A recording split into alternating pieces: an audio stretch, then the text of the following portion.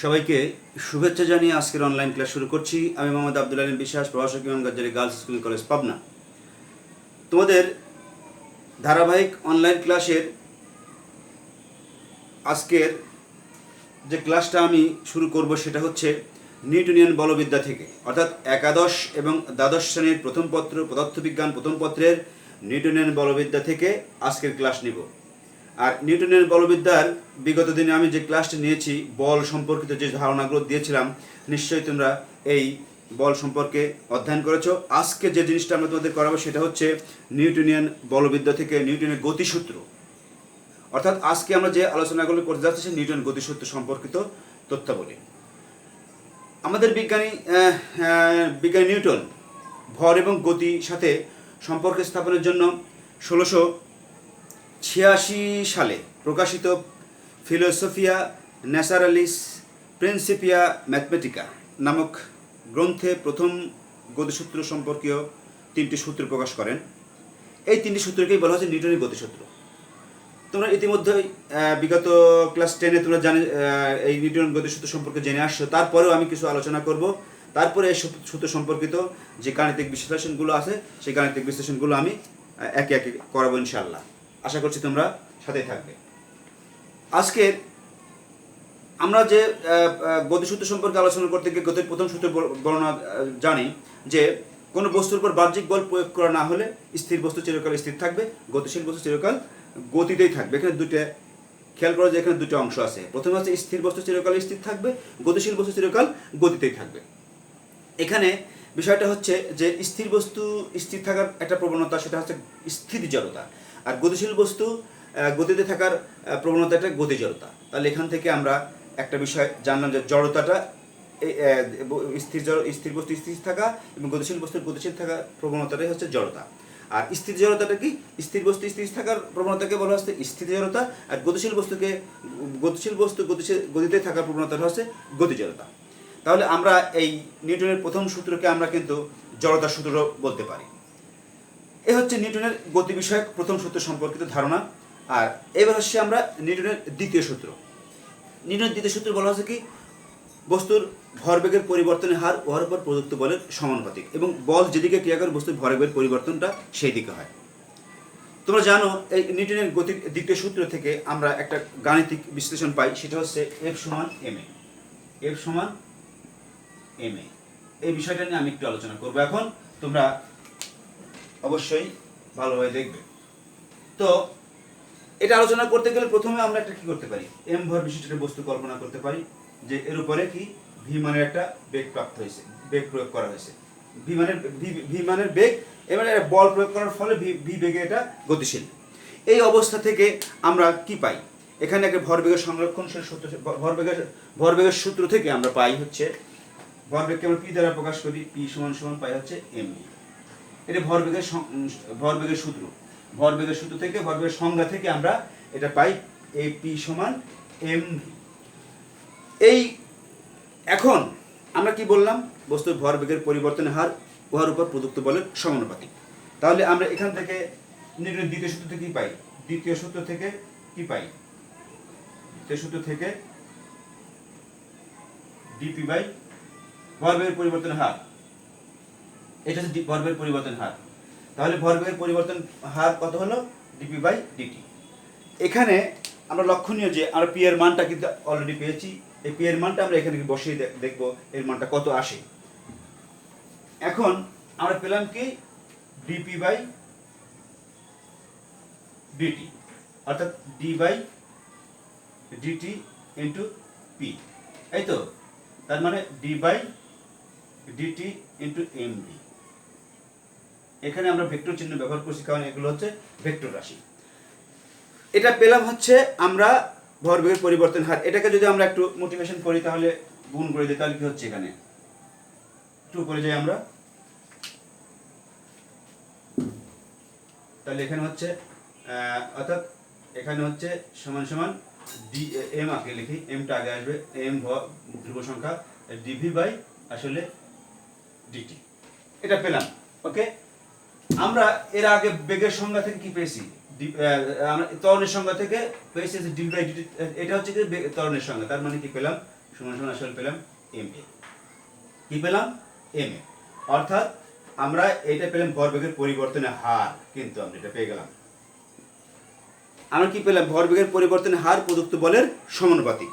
এর উপর যদি যেহেতু এফ মানে একটা বল প্রয়োগ করা হয়েছিল, তাহলে আমরা কি পাবো? নিউটনের দ্বিতীয় সূত্র থেকে পাই এটা এম এ সমানুপাতিক এফ। ভরবেগের পরিবর্তনের হার হওয়ার উপর প্রদত্ত বলের সমানুপাতিক। অবশ্যই এগুলো আমরা ভেক্টর চিহ্ন ব্যবহার করব। যে সকল রাশি ভেক্টর চিহ্ন আছে সেগুলোকে আমরা ভেক্টর চিহ্ন ব্যবহার করার চেষ্টা করব।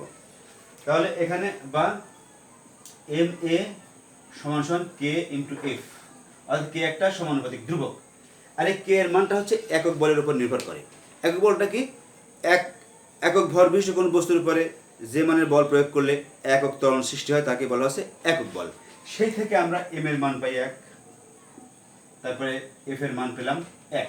তাহলে এখানে শব্দ দিয়ে 1 বসায় দিই, অর্থাৎ ত্বরণের মানও পেলাম কত? 1।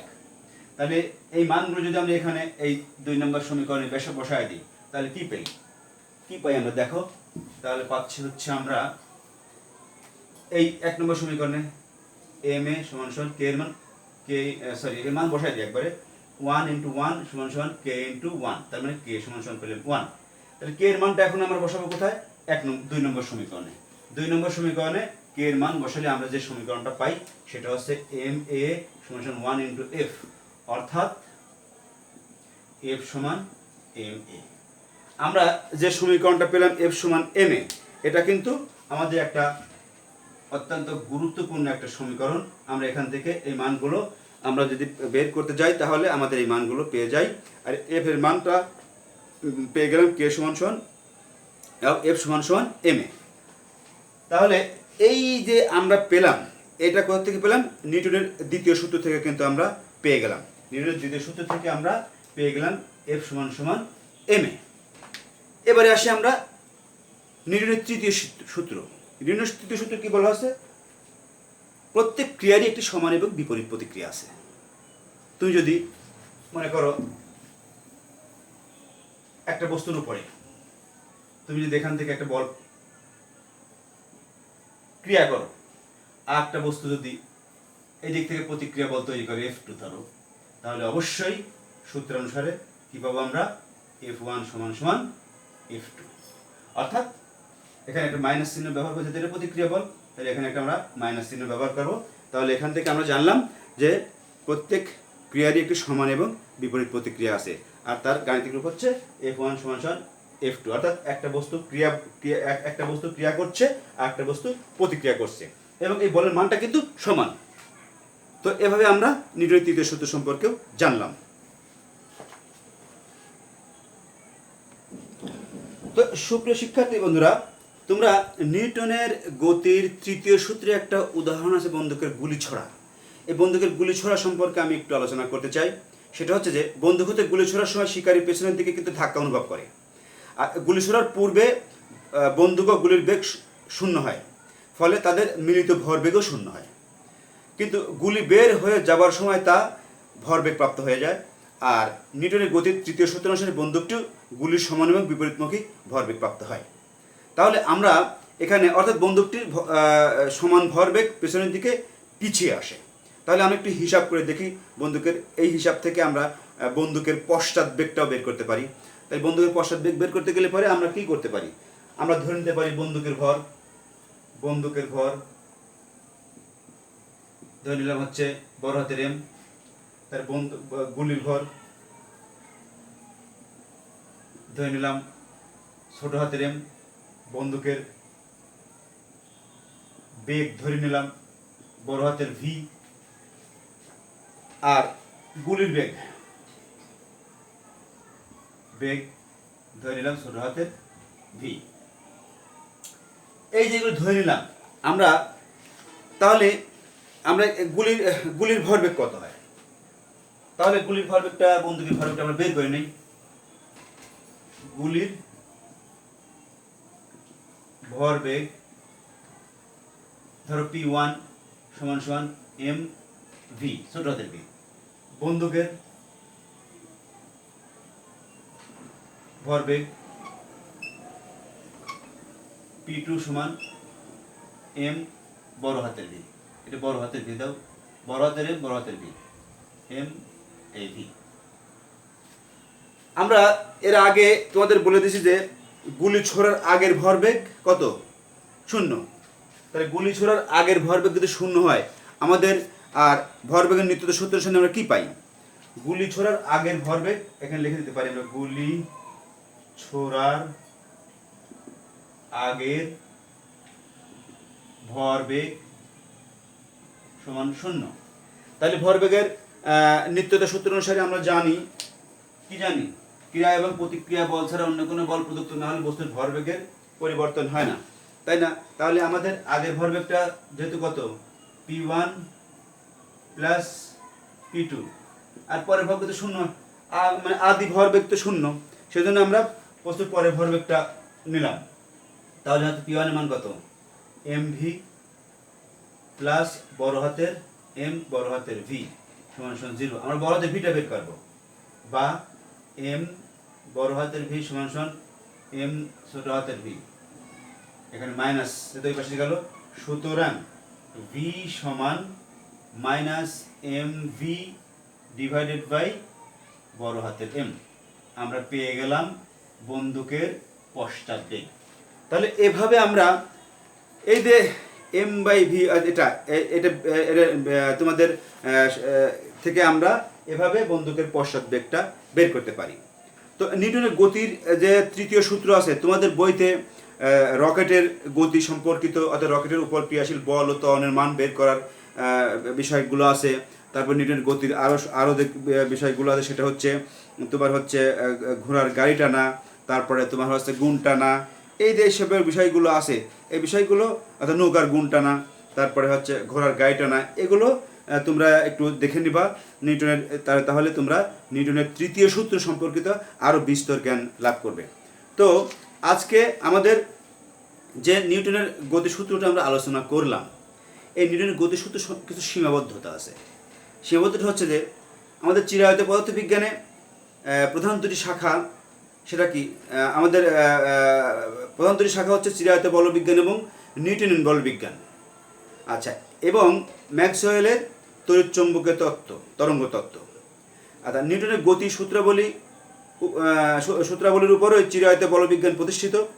গতিবিদ্যা ও স্থিতিবিদ্যা এর দুটি শাখা গ্রহ, উপগ্রহ, ধূমকেতু প্রভৃতি নভবস্তুর গতি হতে শুরু করে মধ্যাকর্ষণের প্রভাবে অবাধে পরন্ত বস্তুর গতি, নদতলে গড়িয়ে পড়া বা সাম্যাবস্থার চারিদিকে স্থিতিস্থাপক দোলনের ক্ষেত্রে চিরায়ত বলবিজ্ঞান সঠিক চিত্র তুলে ধরতে পারলেও অনুজগৎ এর ব্যাখ্যায় ব্যর্থতার পরিচয় দেয়। আর এছাড়াও তড়িৎচুম্বকীয় ক্ষেত্রে চার্জযুক্ত কণার গতি, টানাতার, স্থিতিস্থাপকতা, শব্দ তরঙ্গের কম্পন, প্রবাহ, গ্যাসের গতিতত্ত্ব ব্যাখ্যায় চিরায়ত বলবিজ্ঞান সকল, মানে চিরায়ত বলবিজ্ঞানটা এটা সফল হয়েছে আর কি। আচ্ছা, অন্যদিকে ম্যাক্সওয়েলীয় তড়িৎচুম্বকীয় তত্ত্ব, তড়িৎ চৌম্বকীয় ঘটনাবলী তথা আলোর ব্যতিচার, অববর্তন, পোলারায়ন প্রভৃতি ব্যাখ্যাদানে সক্ষম হলেও কৃষ্ণবস্তুর বিকিরণ, আলোক তড়িৎ ক্রিয়া, মৌল কর্তৃক রেখা বর্ণালীর উৎপত্তি, কম্পটন বিক্রিয়া, রমন বিক্রিয়া, পরমাণুর স্থায়িত্ব, কঠিন বস্তুর আপেক্ষিক তাপ প্রভৃতি ক্ষেত্রে চিরায়ত পদার্থবিজ্ঞান তথা নিউটনের গতিসূত্রের সীমাবদ্ধতা পরিলক্ষিত হয়।